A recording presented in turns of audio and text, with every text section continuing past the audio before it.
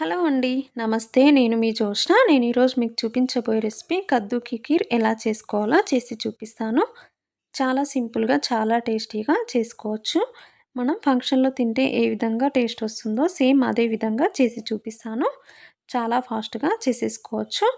ముందుగా దీనికోసం నేను మీడియం సైజ్ ఉన్న సొరకాయని ఈ విధంగా తురుముకొని పెట్టేసుకున్నాను.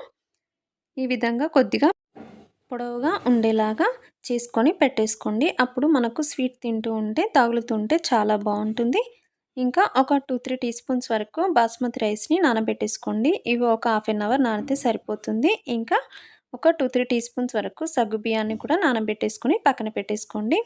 మనం నానబెట్టుకున్న రైస్‌ని ఈ విధంగా రవ్వలాగా ఉండేలాగా గ్రైండ్ చేసుకోండి. వాటర్ వేయకుండా ఈ విధంగా గ్రైండ్ చేసుకొని పక్కన పెట్టేసుకోండి. ఇప్పుడు స్టవ్ మీద ప్యాన్ పెట్టేసుకొని ప్యాన్ కాస్త హీట్ అయిన తర్వాత ఒక 2 టేబుల్ స్పూన్స్ వరకు నెయ్యిని వేసేసుకోండి. మనకు ఈ ఈ కీర్‌కి నెయ్యి కాస్త ఎక్కువగా ఉంటే టేస్ట్ బావుంటుంది. నెయ్యి కరిగిన తర్వాత డ్రై ఫ్రూట్స్‌ని వేసేసుకొని వేయించుకోవాలి. నేను బాదం, జీడిపప్పు, కిస్మిస్‌లు ఇంకా పంప్కిన్ సీడ్స్‌ని వేసేసుకుంటున్నాను. మనము ఈ స్వీట్స్‌కి కాస్త డ్రై ఫ్రూట్స్ ఎక్కువగా ఉంటే టేస్ట్ చాలా బావుంటుంది.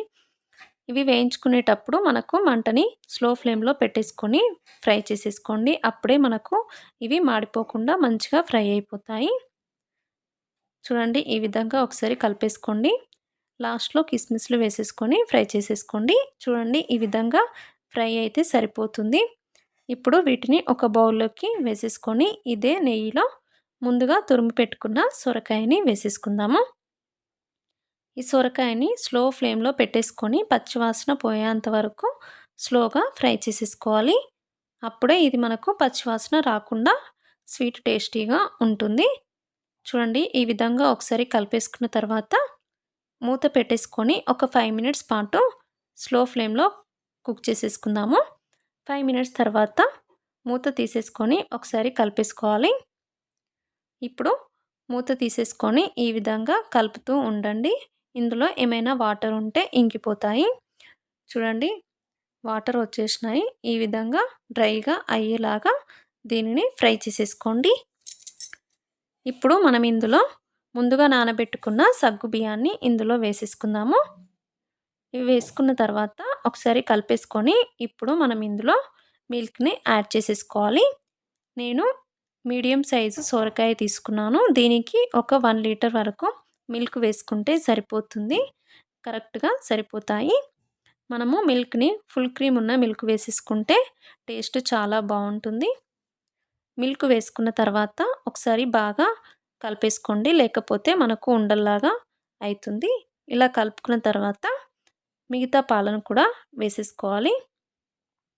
ఇలా పాలను వేసుకున్న తర్వాత ఒకసారి కలిపేసుకోండి. ఇప్పుడు ఇందులో మనము ముందుగా గ్రైండ్ చేసి పెట్టుకున్న బాస్మతి రైస్ వేసేసుకోండి. ఇది వేసుకున్న తర్వాత వెంటనే ఒకసారి కలిపేసుకోండి. ఈ విధంగా కలుపుకున్న తర్వాత స్లోగా కుక్ చేసుకోవాలి. నేను ఈ రైస్‌ని ఎందుకు వేస్తున్నానంటే మనము మిల్క్ మేడ్ లేకపోతే ఈ విధంగా రైస్‌ను వేసేసుకోండి. టేస్ట్ చాలా బావుంటుంది. స్వీట్ కరెక్ట్ కన్సిస్టెన్సీలోకి వస్తుంది. ఇది వేసుకున్న తర్వాత మూత పెట్టేసుకొని ఒక పొంగు వచ్చేంత వరకు మనము దీనిని కుక్ చేసుకోవాలి. చూడండి ఇది కాస్త దగ్గరకొచ్చేసింది. ఇప్పుడు మనం ఇందులో టేస్ట్‌కు సరిపోయేంత షుగర్‌ని వేసేసుకుందాము. నేను 1 కప్ వరకు వేసుకున్నాను. నాకు 1 కప్‌కి కరెక్ట్‌గా సరిపోయింది షుగరు. మీరు కొంచెం స్వీట్ ఎక్కువగా తినేవాళ్ళైతే కొద్దిగా యాడ్ చేసుకోండి సరిపోతుంది. ఇది వేసుకున్న తర్వాత ఒకసారి కలిపేసుకొని ఒక 5 మినిట్స్ పాటు కుక్ చేసుకోవాలి. ఇది ఇంకాస్త దగ్గరకొచ్చేస్తుంది. చూడండి ఈ కన్సిస్టెన్సీలో ఉంటే సరిపోతుంది. ఇలా ఉన్నప్పుడే మనము కొద్దిగా యాలకుల పొడిని కూడా వేసేసుకుందాము. ఒక పావు టీ స్పూన్ వరకు యాలకుల పొడిని వేసేసుకోండి. ఇంకా ముందుగా వేయించి పెట్టుకున్న డ్రై ఫ్రూట్స్ కూడా వేసేసుకోవాలి.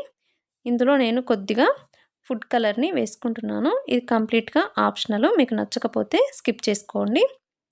ఇది వేసుకున్న తర్వాత ముందుగా మనం వేయించి పెట్టుకున్న డ్రై ఫ్రూట్స్‌ని కూడా వేసేసుకుందాము. అంతేనండి. ఈ డ్రై ఫ్రూట్స్‌ని వేసేసుకొని ఒకసారి కలిపేసుకొని మనము స్టవ్ ఆఫ్ చేసేసుకోవడమే. ఇలా ఉన్నప్పుడే స్టవ్ ఆఫ్ చేసేసుకోండి. ఇది చల్లారిన తర్వాత ఇంకాస్త దగ్గరకొచ్చేస్తుంది. చూడండి ఈ విధంగా ఉంటే సరిపోతుంది. అంతేనండి. ఇప్పుడు సర్వ్ చేసేసుకోవడమే. చాలా సింపుల్‌గా, చాలా టేస్టీగా చేసేసుకోవచ్చు. తప్పకుండా మీరు కూడా ఒకసారి ట్రై చేయండి. ఈ వీడియో మీకు నచ్చితే ప్లీజ్ లైక్ చేయండి, షేర్ చేయండి, కామెంట్ చేయండి. Thank you for watching.